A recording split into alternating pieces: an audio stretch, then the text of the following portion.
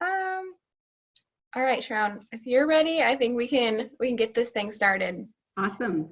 Okay, so I'm Katie again. I'm here with Shapa. This is our topic 3 for anyone who's joined us for topic 1 and topic 2. Air high five. Thanks for joining us for round 3. Today we'll be talking about kitchen staples, specifically Sharon's as a nutritionist kitchen staples. So I'm super excited about that. If you missed the past 2 weeks or you just want to watch it again, we have those on our YouTube channel as well as our Facebook page. And last week we talked on emotional hunger, which was a really good one. So if you want to go check that out, please go over to our Facebook page and again, our YouTube channel. So let me introduce our host, Sharon Sapir. We're so happy to have her on. She's a nutritionist who does virtual counseling with clients all over the country. Masters of Science in Nutrition, and she helps others achieve their goal, their health and weight loss goal, while finding a balance. We are so happy to have her, and she's brought so much amazing information to us these past 2 weeks now on our 3rd week. So before I pass it over to her, if you guys have any questions throughout the webinar, go ahead and drop it in the chat or the Q&A. We will definitely leave enough time at the end to pick her brain a little bit and ask some questions. And I think that's it from my end. So I'm going to pass it on over to Sharon and let's get started. Okay, awesome, Katie. Thank you so much. I'm just going to share my screen. That takes a minute and put this out. Thank you for that lovely introduction, Katie. I'm so happy to be back for week 3. I can't believe it's already week 3. I'm Sharon Sapir, a nutritionist. Thank you all for joining me.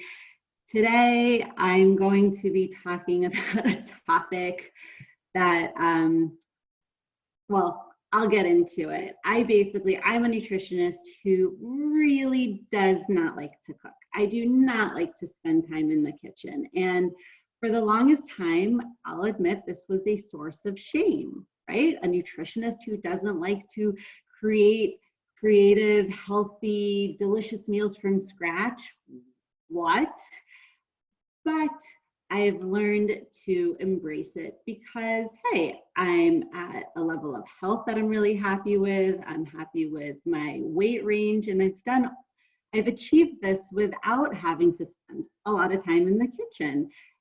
Really, it's been through learning what products are out there, what to look for, how to put things together to make easy, healthy, quick, and satisfying meals. So I'm excited to share that with you and some other stuff as usual. All right, so I'll be talking for about probably 25 minutes or so. We'll be talking about what you think you need to do versus what you actually need to do. My philosophy on why food should taste decent to good versus amazing, I'll explain that before you hate me. The myth of clean eating, what exactly to shop for, my 5 go-to meals, how to build them, and then we'll do a recap. So what you think you need to do. You think that you need to make everything from scratch and always have fresh ingredients on hand and food prep every week and actually enjoy cooking. And if you do, if you're like these ladies pictured here and it brings you great joy, I'm not going to talk you out of it. It's a great thing. If you don't, it doesn't mean that you can't be just as healthy as anyone who enjoys doing all these things. But the thing is, even if this is your forte, you love it, you might not have time for it. We have a lot of demands on us. We have, kids, work, spouses, life. So we're often stretched for time, and then our default is, well, put the frozen pizza in the oven, right? There's not a lot of this in between. It's like either you're this healthy Martha Stewart, or you're just going for convenience at the cost of health. And it doesn't have to be that way. What you do need to do is you do need to prioritize food shopping, because when your kitchen is empty, that's when you rely on takeout, and restaurants, they want you coming back. So that means they're going to make your the food as tasty as possible by sneaking in fat, salt, sugar. Even if you think you're ordering something healthy, it's likely going to be higher in calories than if you made it at home. So you don't want to rely on restaurant food too much. You want to know exactly what to buy. You want to be organized, and definitely don't want to go shopping hungry or order food hungry. You want to be organized. With that, I'll be helping you on that front. And you want to figure out your go-tos. So your go-tos are basically your backup outfits. You know, when you're in your closet and you have so many choices, but you always have those few outfits that when you put them on, you know that you are going to look your best and feel your best. Those are your go-tos. They are reliable outfits to have, essentially. Okay, so my food philosophy: make peace with decent to good food. Because when we think of food that's really tantalizing to our taste buds, we often are thinking of those ultra processed foods that contain ingredients like hydrogenated oils, artificial flavors, emulsifiers, high fructose corn syrup. And there was recently a study done, a tightly controlled study, where they had two groups of people, and they were offered the exact same number of calories to eat. But one group, all of those calories came from 100% ultra processed foods, and the other group, all of those calories came from whole foods. And what they found was that the group that was offered the ultra processed foods actually ate an average of 500 calories more a day.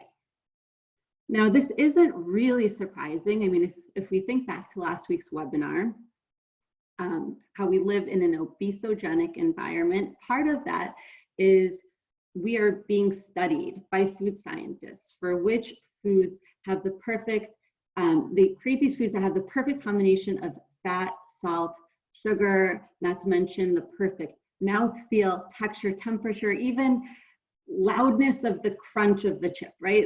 It's down to a T. And those foods encourage us to overeat. Does this mean that we can never have ultra processed foods in our diet? No, because A, we're surrounded by them, and our diet needs to be sustainable. Remember, if we completely avoid something, overly restrict, we become preoccupied. But there's a very big difference between our diet being 10 to 20% ultra processed foods at the most, and 40, 50, 60, 70, 80%. Because when it makes up the bulk of our diet, it's very hard to not overeat. And as we know from the first webinar, fat loss and fat gain really is tied to energy balance. So when we take in less energy than we burn, and we do that consistently over time, we decrease our average weight over time. Our trend goes down, and you see a lovely teal color on your Shape app when you use it.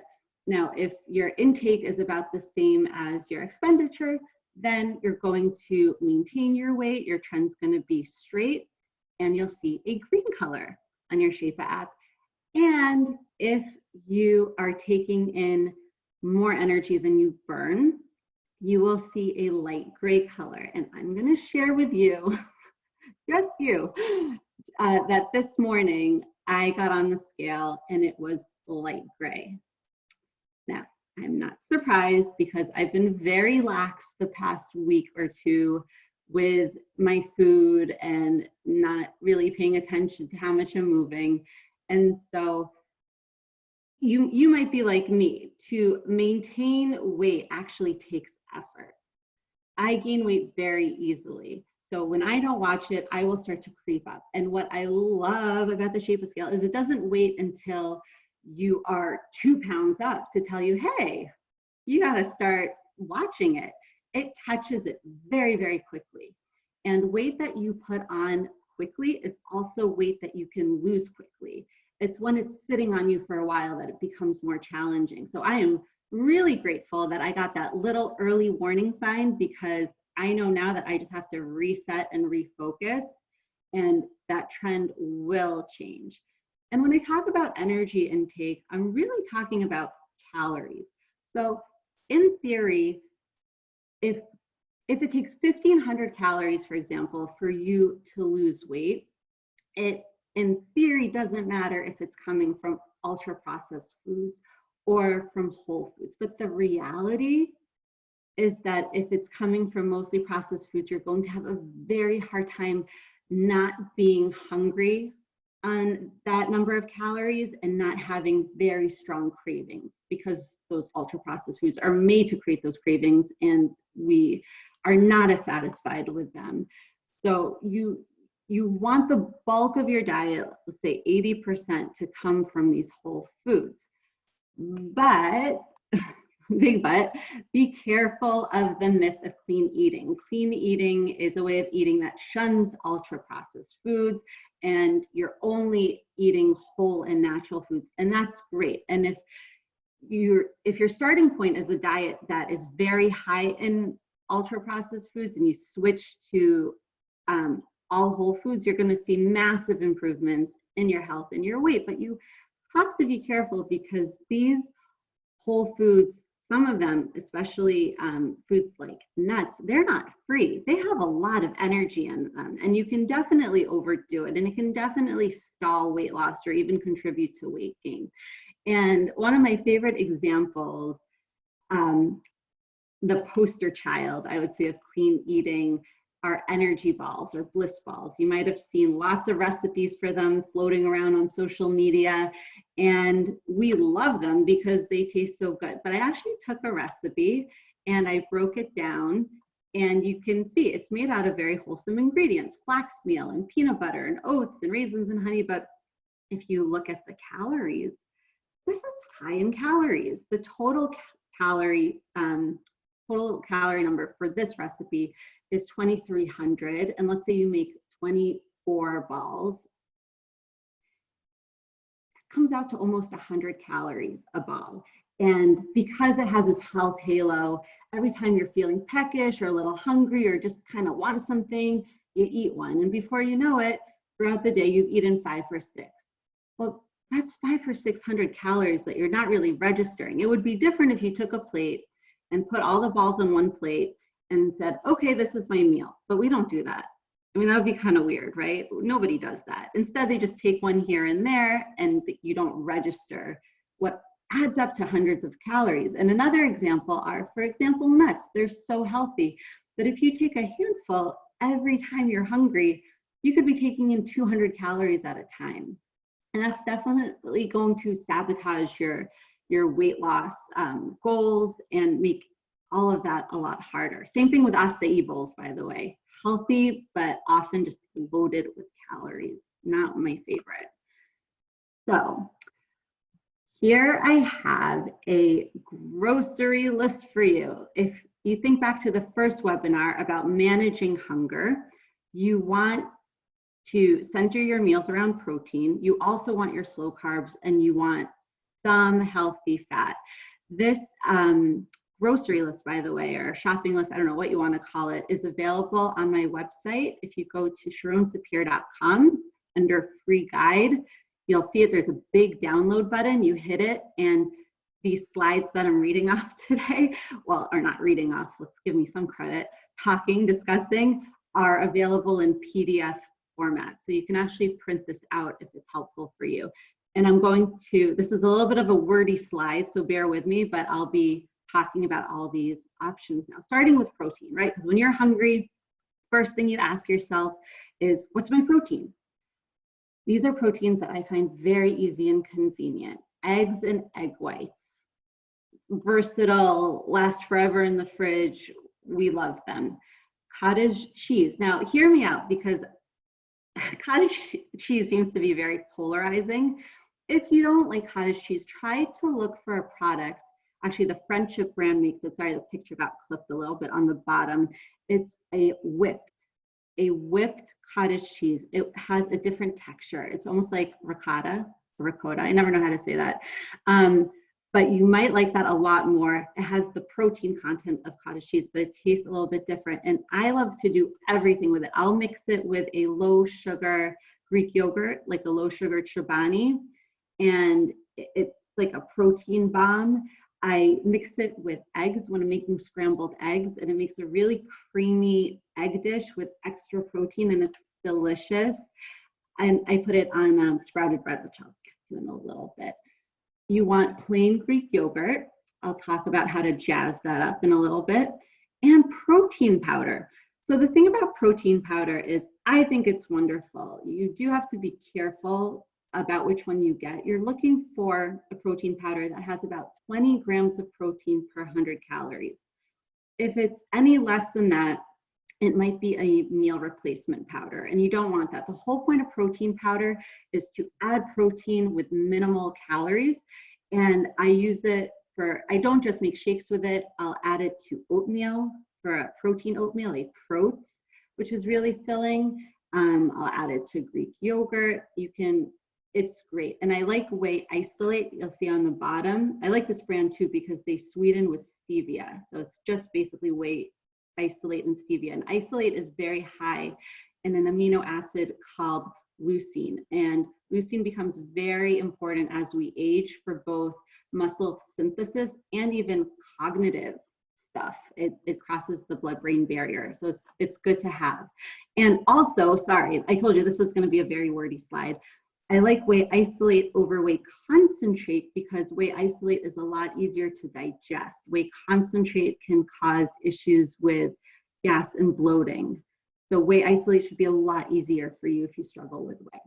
Now, canned fish is fantastic. Those packets with the tuna, salmon, sardines come skinless and boneless, my favorite.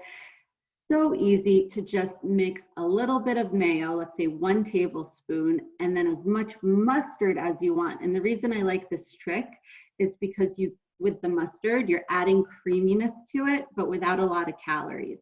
And you still have some mayo for the taste. So I like to do that. Chicken, of course, we know chicken. PB2 powder, it's basically peanut butter without the fat. So they isolated the protein, they took away the fat, which means it has 1/4 of the calories. And I kind of use it like a whey protein. I'll add it to smoothies, yogurt, oatmeal, and I like it. Lentils and edamame. Most beans, legumes, I consider a slow carb, a complex carb, but lentils and edamame are a little bit higher in protein. And so I just group them with the protein category. And then frozen chicken, turkey, salmon burgers, don't discount them. They're actually great. We have to acknowledge convenience sometimes, and usually they're very high in protein and they don't have other things mixed into them. All right, 1/4 of the way through. Slow carbs. We have our whole grains, and I've listed those out. I love quinoa, not just because it's versatile, but also because it cooks very quickly. It's about 15 minutes and change. So it's always something that I have in my pantry. Legumes, including hummus. We forget hummus is a great complex carbohydrate. Yes, it has some protein, but I don't consider it a protein. It's a complex carb with a protein bonus. And legume pastas, like lentil and chickpea pastas, always have those. Sprouted grain breads and tortillas. I'll get much more deeply into that, but my favorite brand is Ezekiel because I feel like I can find it in a lot of places. But anything that says sprouted grain bread or tortilla are great. You absorb more nutrients from sprouted products, up to 6 to 10 times more, and you keep them in the freezer and you toast them, and it's just easy. Fiber crisps. If you follow me on social media, you know I'm obsessed with Wassa crackers. Light rye is my favorite variety because they go with everything, but they also, some people like their heartier varieties like multigrain and flax. They're just a little bit heavier, but if I just need a quick, simple, complex carb to add, I'll just take some Wassa crackers and they go great with spreads. Now, red and fingerling potatoes, I like because they're lower glycemic than russet potatoes. Sweet potatoes are so easy. I mean, I'm lazy. I'm so lazy, but all you have to do with a sweet potato is wash it, stab it with a fork, and stick it in the oven. I mean, it just doesn't get easier than that. And squashes, sometimes those are a little bit more involved, but they are great. Plain popcorn, we forget that's a low carb, it's a whole grain. As long as you don't get it with lots of oil and salt and stuff like that, you can really enjoy it. And fiber cereals. Now, a lot of cereals have very high fiber, but they also have very high sugar. So a little bit later, I'll show you some of mine that I like that are low sugar and high in fiber and how I like to use those. And then we have the fat category. So when, of course, avocados and guacamoles, everything in the fat category is great, but you have to pay attention to the portion, because that can get out of hand really fast with calories. And when I say nuts and seeds and nut seed butters, really they're all good. Cheese does have protein, but it has more fat than protein, so I list it as a fat. But yes, it has protein. And oils, if you're cooking at a higher smoking point, an avocado or coconut oil is probably better than olive, although my mom will argue with me all day about that. But yeah, those are great oils. Oh, and flax crackers. I have those on the bottom here. If you haven't tried, I especially like this brand, Doctor in the Kitchen. By the way, I do not have any affiliation with any of these brands, even if I'm their unofficial spokesperson. These flax crackers are so good. It's basically, they dehydrate them, so they're very easy to crunch and eat. And so if you like crunchy, it's a great alternative to a cracker, and they're very high in fiber. They have some protein and good fat. And the reason that I included those single serving nuts down there too is because nuts are so healthy. They're so good for us, but we overdo them all the time. And so if it's already pre-portioned for you, why not? You're just removing that extra step. You're making your life so much easier. So why not try to buy them pre-portioned? And finally, these are just helpful extras. I love keeping unsweetened nut milks. I've been told the oat milks are very good. I haven't tried them, but people seem to really love them. When they're unsweetened, you're cutting the calories by a good amount. Mustard is key. You're adding creaminess without calories. Spices. I love stevia, pure stevia. So liquid stevia versus something like Truvia, which is more chemically processed. My stance is we don't really know. So like, let's err on the side of caution. And for me, I'd rather go with something very benign if I can tolerate it and I'm happy. Liquid stevia is that, as is pure monk fruit, which goes best really in like a warm tea. Raw honey, pure maple syrup, you know, you can't go crazy with them, but I do like that they have at least some vitamins and minerals. Chicken and vegetable stocks are great to cook with grains to give added flavor. Greek yogurt pops, if you haven't tried Yasso bars, you're missing out. I love Yasso bars. My clients love Yasso bars. I believe it's 5 grams of protein for 100 calories. So no, it's not high protein, but it's still something, and they taste so good. If you have a Trader Joe's near you and you haven't tried everything but the bagel seasoning, you'll see how I use that a little bit later. And this product you cannot find anywhere, but if you can find these Say Cheese Greek yogurt gelatis cheesecakes, you have to try them. They're 100 calories, 8 grams of protein, and they taste like cheesecake. You can see I get very excited about my food products. So easy meals to assemble at home. Notice I said assemble, not cook. But before that, I just want to talk about the difference between a meal and a snack, because my take on it is the only difference between a meal and a snack is the amount of it, right? The number of calories. A meal, you want it to have enough so that it holds you for at least 3 hours. And a snack just needs to get you to right before your next meal. So you can make the same foods into a meal or snack, just depending on how much of them you're eating. That makes your life easier. And also these 5 go-tos, these backup outfits, so to speak, can be eaten for any meal of the day. I mean, nothing here is too heavy. It's not like a pot roast that you don't want to look at in the morning. These meals can all be used for breakfast, lunch, and dinner, which makes it easier. It makes you more flexible to using them. And there's, again, no cooking required. So see how happy that makes me. I'll be going into each one pretty quickly. And I'm going to start with the salad, because we all try to be so healthy and make ourselves salads and sometimes we really mess them up.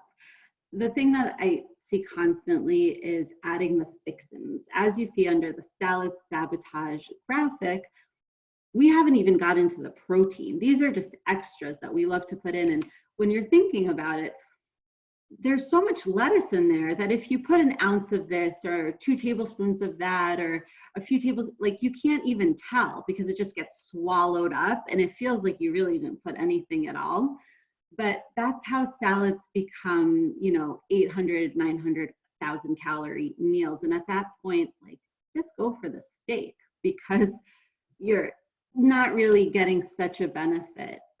So when you make them at home, always start with your protein. Even before you get to the vegetables, pick your protein because that's really essential. And I've listed some proteins that are easy to include with your salad. You don't have to include greens like leaves. I don't love leaves for whatever reason, but I like other vegetables. So I throw those in there. You can have as many non-starchy vegetables. You can buy them chopped up already. You can use a salad kit.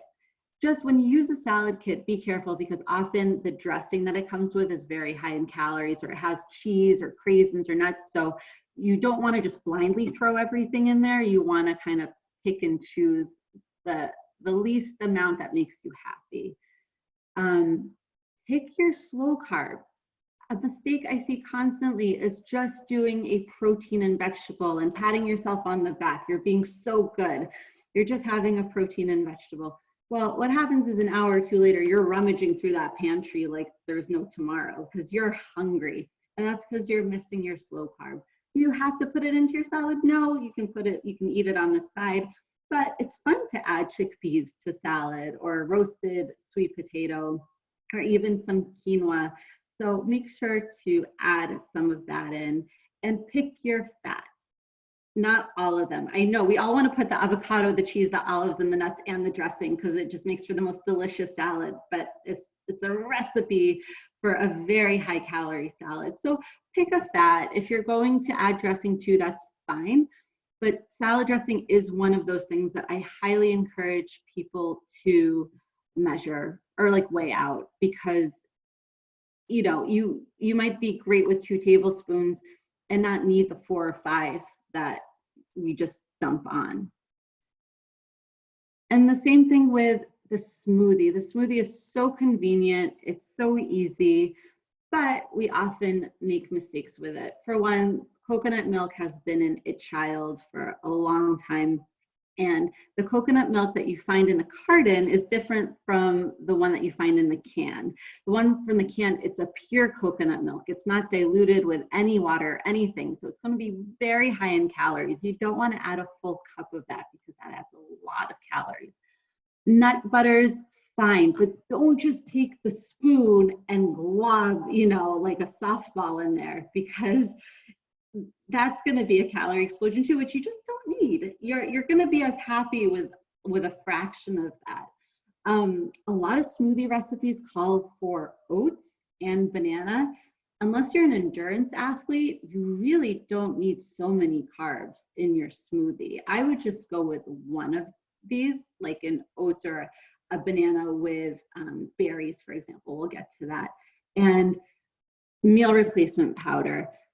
It's not always easy to tell when a protein powder is just protein or if it has all these other ingredients in there that really jack up the calories, but not the protein. So I believe this one has, I don't remember now, but it's less than 20 grams of protein per 100 calories. So be careful with that. You want a pure protein. So when you're making your protein, you start with your base. You want it to be low calorie. So unsweetened almond milk or another nut milk. You could do oat milk, water. Coconut water is okay. I get asked about that sometimes. It's okay as long as you're not putting in 24 ounces. Or milk. If you really like milk, go with milk. Pick your protein. Again, I put whey isolate because I think it's a great protein. Pea protein, hemp protein, casein, egg white protein. The main thing is you're aiming for 20 to 30 grams of protein in your smoothie. So that's about 100 to 30 calories or so from this protein powder. Pick a fat, because we do need some fat. But chia seeds, hemp seeds, you could do 1 tablespoon of chia seeds, 1 tablespoon of hemp seeds, mix it up, but you just don't want to do too much fat. And then pick your fruit and or vegetables. So frozen berries are very easy. They're low in calories. So if you want, you can add a banana or a different fruit, and consider adding spinach. It's kind of a way of sneaking in a vegetable, but without tasting it too much. It does not have a strong taste, unlike arugula. Never put arugula in your smoothie, because you'll never talk to me again. But spinach is a good one. So that's your smoothie. And now a loaded yogurt bowl. Man, I rely on these a lot because they're so easy to make. You can vary them up. They're super filling. You start, so if you're making a meal versus, let's say, a snack, you're going to have 2 servings of a plain Greek yogurt. You're going to choose 1 serving of a fat. That doesn't mean 1 fat, it just means 1 total serving. So for example, you could do like a half a serving of pecans and half a serving of almonds or whatever nuts, or mix it around, but you want about 1 serving of a fat. And then with fruits, my favorite thing to do is to take frozen berries, microwave them for about 1 to 2 minutes until they get very juicy, and add them to the yogurt, because they flavor the yogurt. They get very sweet, and it's fun. You feel like you have a flavored Greek yogurt. Although I do still add sweetener because I'm a baby. I don't like tart things, so I'll add my stevia. And I still think it's better to buy a plain Greek yogurt and add your own sweetener than buy an overly sweetened Greek yogurt, because you have so much more control. You can often be happy with a lot less sweetener than what they use. And I think it's the way to go. Now, some people hate Greek yogurt because of the texture. I found a solution to this. A 1/4 cup of a high fiber cereal will not only give it crunch and texture, so it's not like bleh, it adds fiber. And a lot of clients who I've had who really were against Greek yogurt, once they added the fiber to the Greek yogurt, it was a different story. I like Kashi Heart to Heart. Grape nuts are fine. And Ezekiel makes the cereal too. So these are my loaded yogurts. And next, sprouted bread. I've made a montage. Most of these pictures are mine. I had to get a couple off the internet because it's quarantine now, and somebody in our house does not like fish, so I can't do the tuna, but it is delicious with sprouted bread. You can make it savory, you can make it sweet. I love it. If you find the whipped cottage cheese with walnuts and honey or any other nut, it's so good. When you eat it open-faced, you can also add more protein on top of it. The cucumbers with cottage cheese and everything but the bagel seasoning, or with peppers, it's delicious. I like to do an adult peanut butter and jelly sandwich, so natural peanut butter or PB2 reconstituted with water, some jam, and hemp seeds. They're so good on top. They're so good. It's such a good combination. And I've had many lunches that I've had 10 minutes to put together, and I just mixed even sardines, skinless, boneless sardines, with a little mayo, some mustard, mash it up, put it on toasted Ezekiel bread, and boom, it's a very filling, very filling lunch. So remember, you keep Ezekiel or any other sprouted bread in the freezer, and it goes from freezer to toaster. There's no in between there. So hopefully these are inspiring for ideas that you can create with Ezekiel. This is probably daily for me. And lastly, a sprouted tortilla pizza. Okay, so here's the thing with the sprouted tortillas. When you do get them, let them thaw a little bit and then put a piece of parchment paper in between them, and you'll never have to worry about it again, because otherwise they can stick together. But if you just put that paper in between, it's great. You pull it from the freezer, take it out, put some sauce, cheese, that's your base. If you want, you can add, if you have some chicken, throw on some chicken, throw on some roasted vegetables or canned olives, canned mushrooms. into the oven, toaster oven for less than 10 minutes.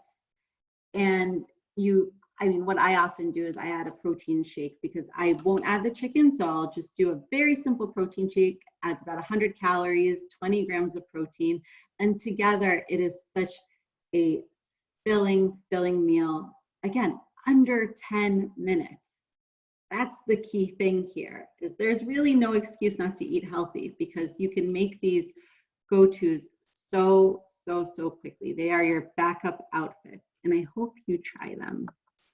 So just to recap, you really don't need to spend a lot of time in the kitchen to eat healthy, but you do need to grocery shop. You do need to have your kitchen well stocked. You do need to have items on hand. Hopefully I've given you some ideas of which items to have. And clean eating does not mean low calories. Calories count even if we don't count them. And sometimes when we're eating very healthy, we just forget that energy intake still matters. So that's something to watch out for. But we are still aiming for all healthy, well, not all healthy, 80% healthy whole foods, which a lot of them are on the shopping list. And try these out, see if any of them fit, your backup outfits, if any of them fit, and they might be something that's just easy and convenient for you to go to in the future, to rely on. So next week, we'll be talking about resiliency. I hope you join us for that. Thanks for joining us today. And again, you can download these slides on my website, SharonSapir.com, free guide. I apologize for any spelling mistakes. And we'll do a Q&A, but if I don't get to your question or you think of anything later, feel free to email me or reach out to me. Follow me on Instagram. I like to give a lot of tips and tricks daily on there. Awesome. Thank you so much, Sharon. Thank you. I feel like some of those slides are gold. Like, if you guys, again, if you want to see these slides, head over to her website and free download. Is that, would I hear that right? Yeah, there's a download, but I'm not super tech savvy. So you press download and it should take you right to a PDF where you can save these, and it's in a portrait mode, so you can actually print out anything. It's helpful. Awesome. Okay, sweet. And then we also, we will be recording this. We're recording it now. So if you guys want to rewatch it, we'll post it again to our YouTube channel and Facebook. And if you missed anything from the last 2 weeks, we have those up as well. But that was so great. I already have like so many notes I've taken down, and I know a lot of people have already been adding into the chat and to the Q&A. So if you're ready, let's get our Q&A going. Okay, let's do it. Okay, I'm going to start from the top from the chat, but we're going to try to get through as many of these as possible and go ahead and keep adding them in if you guys can think of anything as we go. Okay, so from Allison, you mentioned, and let me know if I'm saying this right, lysine? Oh, leucine. Lysine is another amino acid. Okay. Yeah. Cool, I'm not that far off. Okay, so she asked how you spelled it. Someone had answered her, but what other foods contain leucine? That's such a good question. Hemp seeds are really high in leucine. So hemp seeds are great. Whey isolate is high. Any whey protein, doesn't have to be whey isolate, but whey is high. I remember looking at a chart once and maize was very high in leucine, and I'm like, who eats maize? So really the only two that are very high in leucine that I can think of off the top of my head are whey protein and hemp. But you can also get fermented branched chain amino acids, and they are high in leucine too. So yeah. Awesome. Yeah. Okay, sweet. Moving on to, this is a color related question. I know we had touched on how you were in the light gray this week, and Barb seems to be on the other side. She said, I've been doing really good this last week and I've been in blue, but all of a sudden today I went back to teal, even though I've been losing weight steadily, consistently. I can touch on this a little bit from the Shapa end. I know that for any of you Shapa users or people out there who are not sure of Shapa, it's a numberless scale. And so when you step on it, it compares the past 2 days to the week before. So what could be happening is that it's comparing the past 2 weigh-ins to your past week. You could have been losing weight maybe teal still means that you're losing weight. Maybe it's just seeing it like a little bit slower of a trend. But teal is still a very good sign. Oh yeah. For sure. But again, if you have more questions, go ahead and email us at askshapa@shapa.me, and we can totally look into that more for you. Okay, and Beth had asked if we can hear her eating. No, we can't hear you eating. I think you guys are all on silent. Oh. Okay. Someone had a good question from Al, said banana was on the not the bomb list as well as the good one. So can you explain? Yeah, so true. Okay, so what I was trying to get across on the smoothie bomb is that it's banana plus the oats, whereas you really don't need both. Unless, again, if you're an endurance athlete and you need to carb up, that's different. But it's usually a banana, unless you like oats. But if I had to choose between banana and oats, I think the banana adds more to the smoothie in terms of taste and texture than the oats do. I've always thought it's a little bit weird to add the oats, unless you're just doing oats and then it's like a, oatmeal smoothie type of thing. But yeah, I'm definitely not anti-bananas. I think they're great. And I think you can combine them with frozen berries if you want just a little bit more in the smoothie. You just don't need another starch in your smoothie. But good question. Good catch. Yeah, I was mind blown. You had mentioned the acai bowls, and being a Southern California native, we live off these acai bowls, and it's crazy the amount of stuff they can pack on these. These things are massive, and I could totally see how this healthy acai bowl can all of a sudden be like 1,000 calories. Yeah, and they're so pretty too. So like pretty. You want them to work, you really do. And they taste so awesome, but it's a good thing to be aware of. Yeah. Okay, coming in from Yasmin, she said, what about toast? A toast of Nutella and Platano? Platano? I'm not sure what Platano is, but I know Nutella. Oh, I know Nutella. Nutella is one of my foods that I don't buy because I love it so much, and I have a very hard time practicing portion control. So, and my kids know it, my husband know it. They'll buy everything else but not Nutella. Again, it really just depends on amount. Like if you're using half the serving with some sprouted bread, that's very different from globbing on Nutella. And we can often get away with so much less than what we think we need. Sometimes it's a thin schmear that makes us happy. And then you're not going, overboard with calories. But I think a sustainable diet is one where you can have something that makes you happy on your sprouted toast, if that's your non-negotiable, have it. But just, it's awareness. It's really about awareness with calorie dense foods, which Nutella is one of them. Mm-hmm. I remember that came out. And also Platano is plantains. So Thank you. Someone had added that into the chat. Good to know. Good to know. Mia had said, I use Bob's Red Mill old-fashioned rolled oats in my yogurt, and it's very yummy. Or I added that. She just said yummy. And then Anita said, I love Bob's Red Mill. Thank you. That was great. It's a great brand. That is awesome. Okay. Another question coming in from Ellen. Are non-dairy yogurts, etc., okay if you don't eat dairy? For example, coconut milk, almond milk yogurts. Yeah, so I think they're absolutely fine. The two things that you want to think about, though, are if you're eating yogurt for protein, you're not generally going to get very much with non-dairy yogurts. So if it's just a food that you enjoy, I almost consider them like a carbohydrate. So I would eat them with a protein. Some of them are high in sugar, just like dairy yogurts. Some of them do have the cultures. They're very high. Like I know some of the coconut yogurts are very high in those good probiotics. So that's great. But of course they're fine, but usually consider them as a carb and add a protein to them. If you're eating it for protein, don't, I guess is what I'm trying to say. Yeah. I'm with you. I'm on Oops, a little echo. I'm on the non-dairy train as well, so I go for the non-dairy yogurts, but they do have that like protein. I know But protein in the milk. you know what you can do though? You can mix a pea protein into the non-dairy yogurt, and that way not have to eat like an additional food. And a lot of those pea proteins are really good. There's one company especially that I like a lot, Nuzest, makes a great pea protein.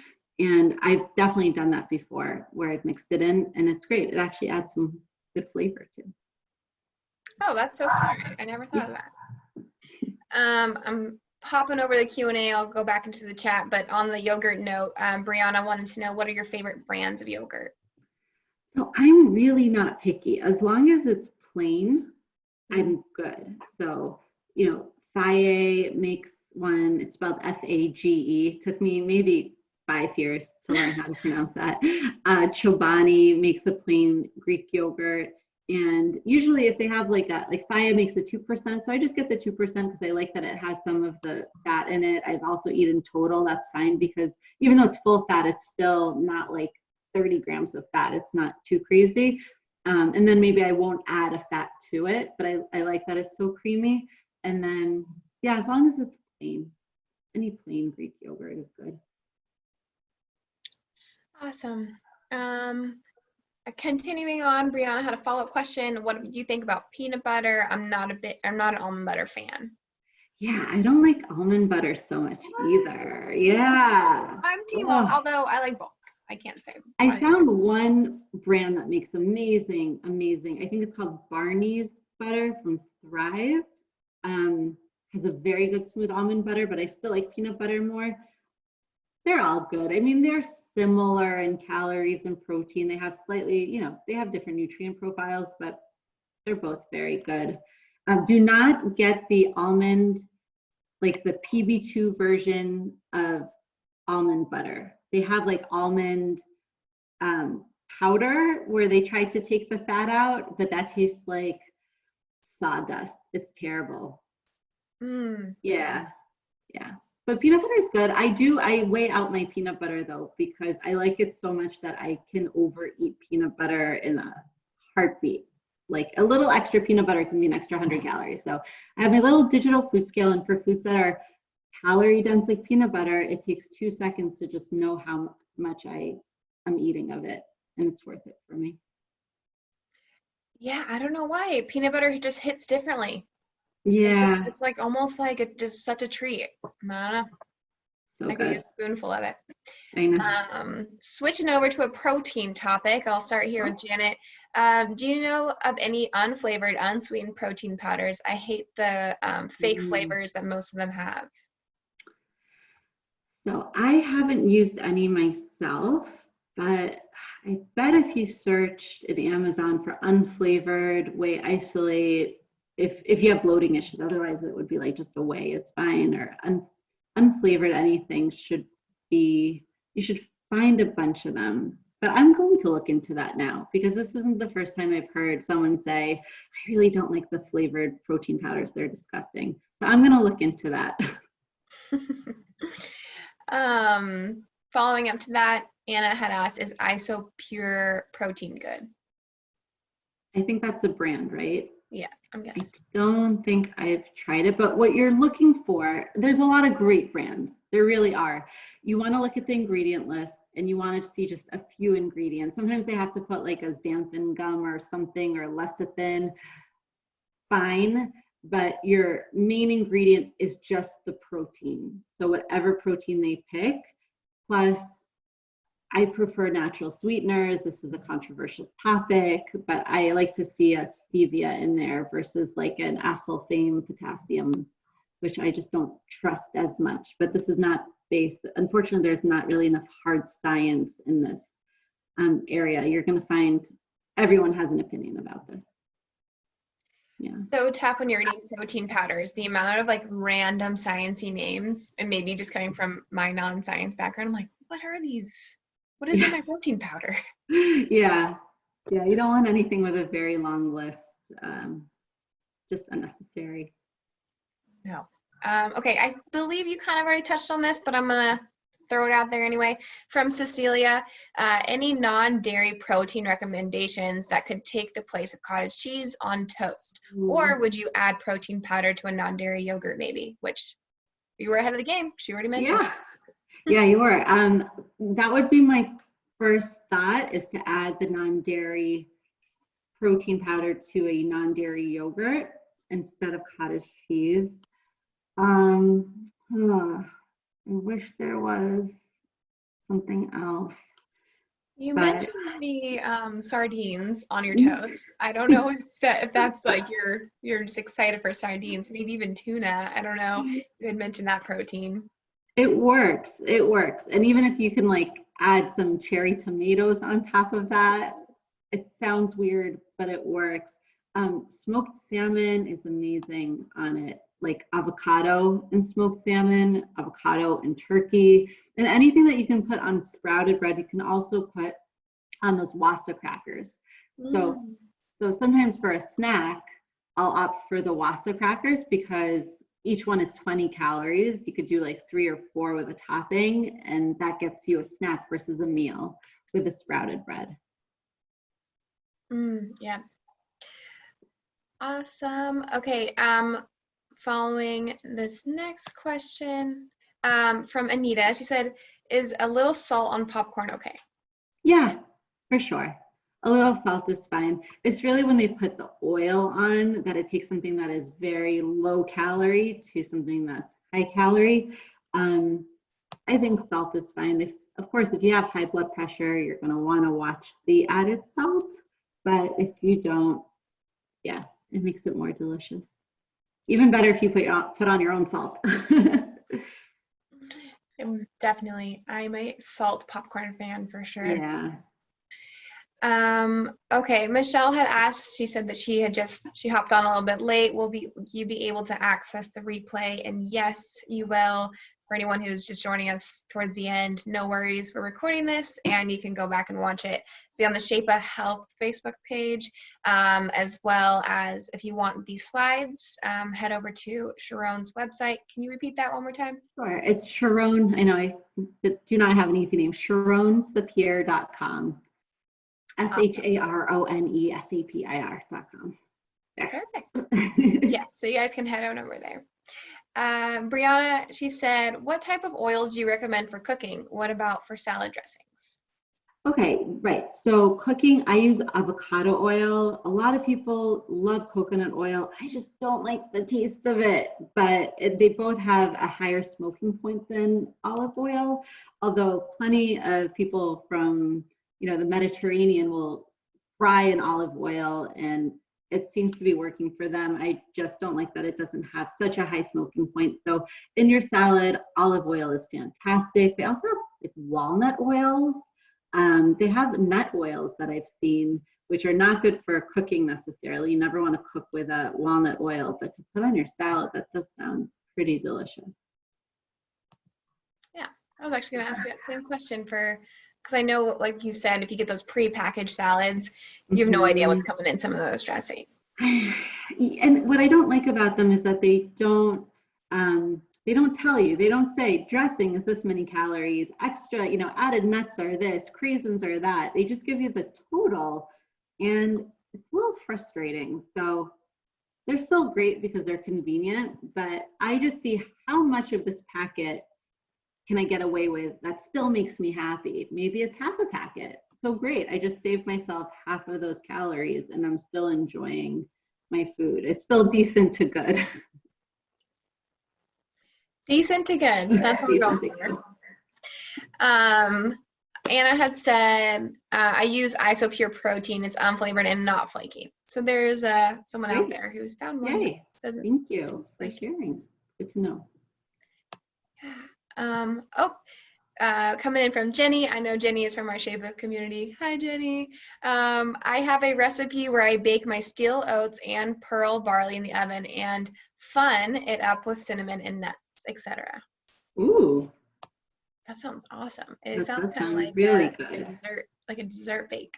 Yeah. Okay, Corinne, is there any good non-dairy yogurt recommendations?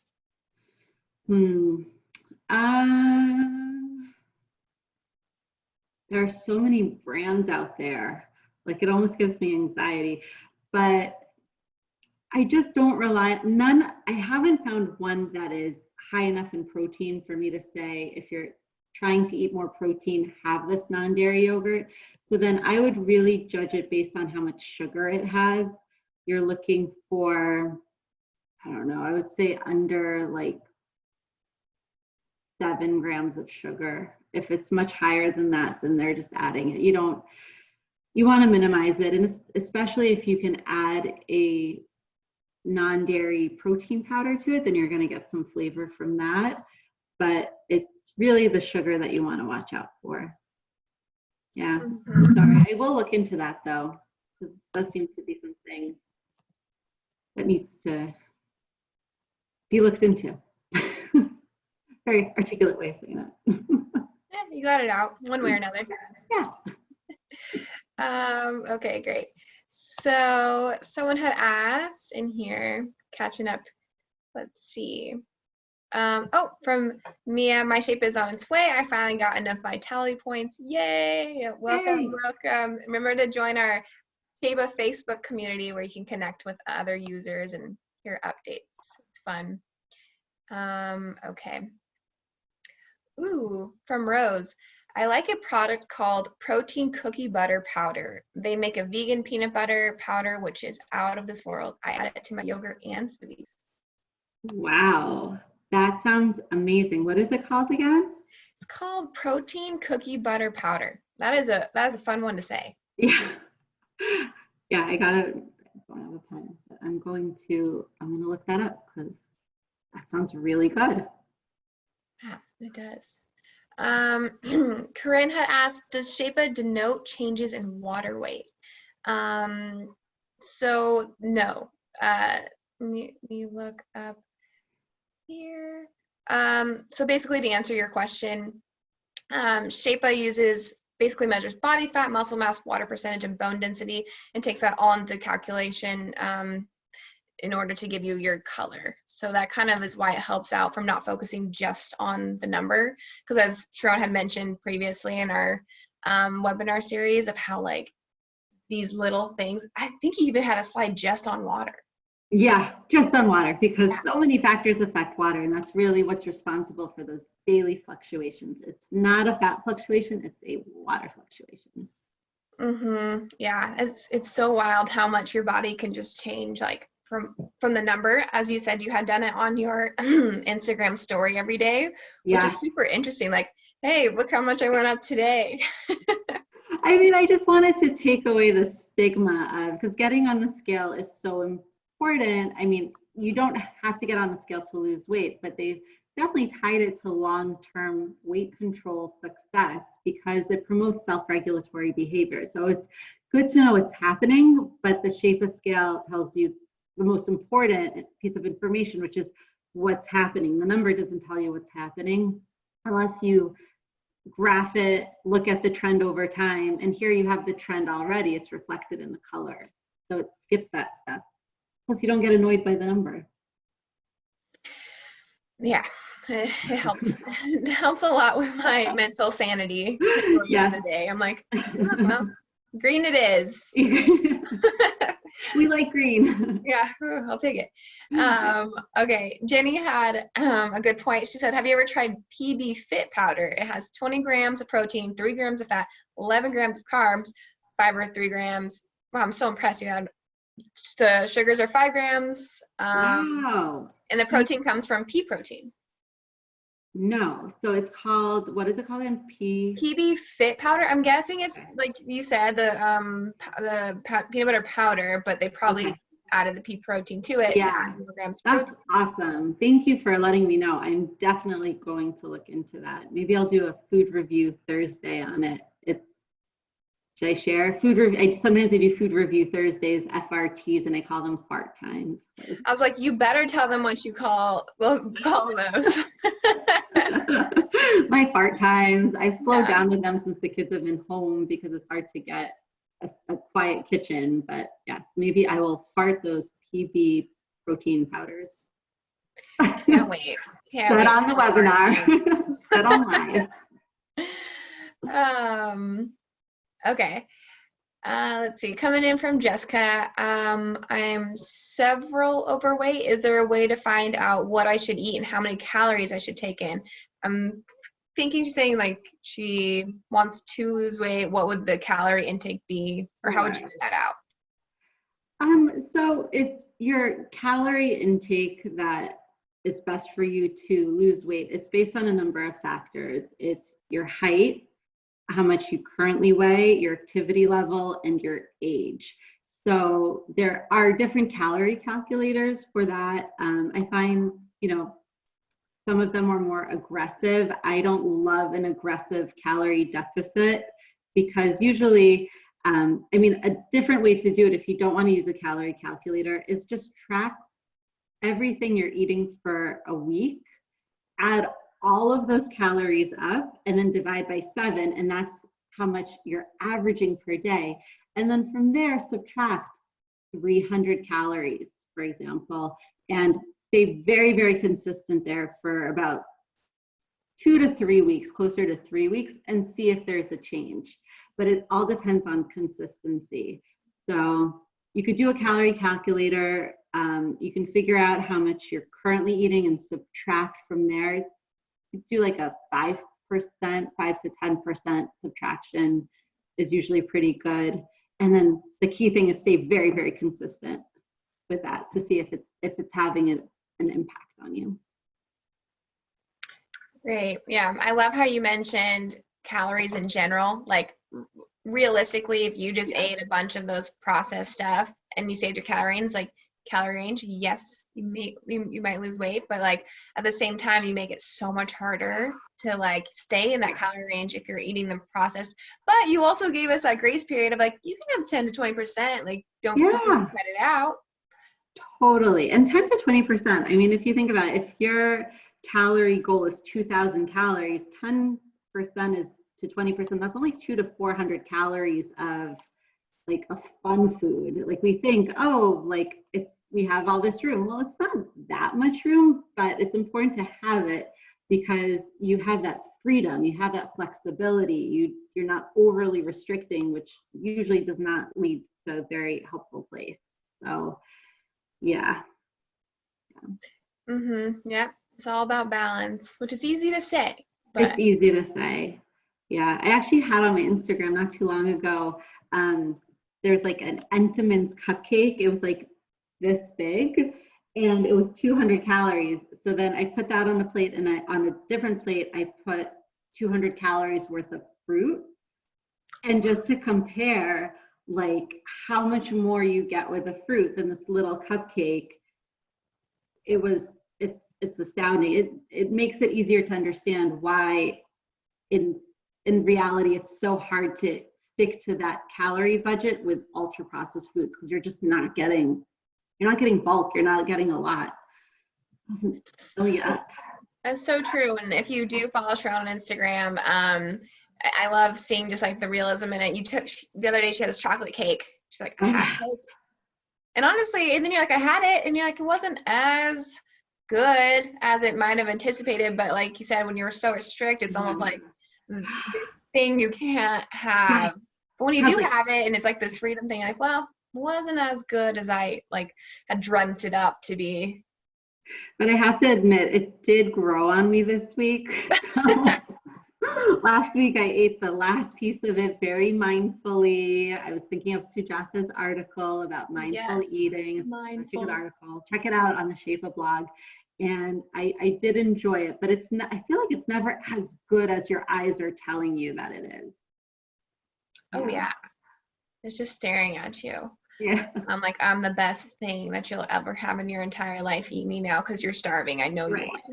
Exactly. Going back to the mental, like your immediate hunger when you see these things. Yeah. Well, it's the frat boys, the dopamine frat boys. Oh yeah. Okay, I'm sorry, I might say your name wrong. Seema, I'm gonna go for it. Is there any ISO whey protein powder which is kosher? I feel like the one that I buy is kosher. Check Body Logix, BODYLOGIX. Check them on Amazon because I feel like it's kosher. I think that brand, I might be wrong, but I think it is. And I like them. It's just the pure whey isolate with stevia. Taste is decent, and that's all I can ask for. Perfect. Yeah. Cecilia had said, I'll go for tuna for sure. We're going back to the protein on top of the tuna, so it's not dairy. And ooh, avocado and salmon sounds amazing. Thanks for the reminder. So good. So good. Easy too, especially when you just throw it out of the can. Yeah. Yeah. Awesome. Okay. This is with protein. Reading through some of these guys. You guys are so great. I love all these questions. Rose had said you can get the cookie butter powder on Amazon. They have a lot of different flavors and they're all amazing. Oh, thank you, Rose. I'm definitely going to order that today. Sounds awesome. Sounds really Anything good. with cookie butter and you have me. I know. I'm like, did you say cookie and butter in the same sentence? Wait, and protein? She went there. Oh, yeah. Jenny had said the PB Fit powder also comes in a chocolate flavor for the best of both worlds. Ooh. You can get that on Amazon as well, and is also available at our Walmart. Man, you guys are we're all coming in as a team. It's awesome. This is like a group effort. I know. I love these health tips. Okay, so I think we'll give it a couple more minutes. If you guys have any more questions, you've already had so many good ones. Yeah. I know I've already learned a lot. This is great. It's awesome. Okay, so Sharon, while we wait for maybe any last minute question, can you introduce us to next week? Next week, you guys, sadly, is our last part of our 4-part All Things Nutrition. And Sharon, tell us what we will be learning. So it's a little similar to the emotional eating course in terms of getting into, a slightly heavier topic than this week with our grocery list, but resilience. I really think resilience is the number one skill, and I consider it a skill to have, especially when you are trying to eat healthier and lose weight. It's about resilience. So what does that mean? What does that look like? How can you get more of it? How can you practice it? And I think it's a nice way to end this webinar series. Still can't believe it's almost over. But. I know, I'm actually pretty bummed out. Yeah. But join us next week.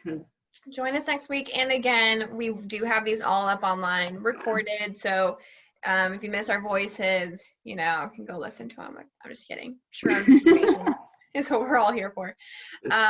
Okay, great. So I think let's go ahead and end it there. We'll be here again. That's next week at 12 p.m. Central Time, 1 p.m. Eastern Time, 10 a.m. for my Pacific Standard Time friends. And again, if you guys want to reach out to Sharon, you have her Instagram. Her website is sharonsapir.com. And for our Shapa members, our new Shapa members, follow Shapa Community on Facebook. And if for anyone interested in Shapa, go ahead and go to our website, myshapa.com. Check out what we're all about. This has been awesome. Okay, we will see you guys next week. Thank you so much. All right, bye guys.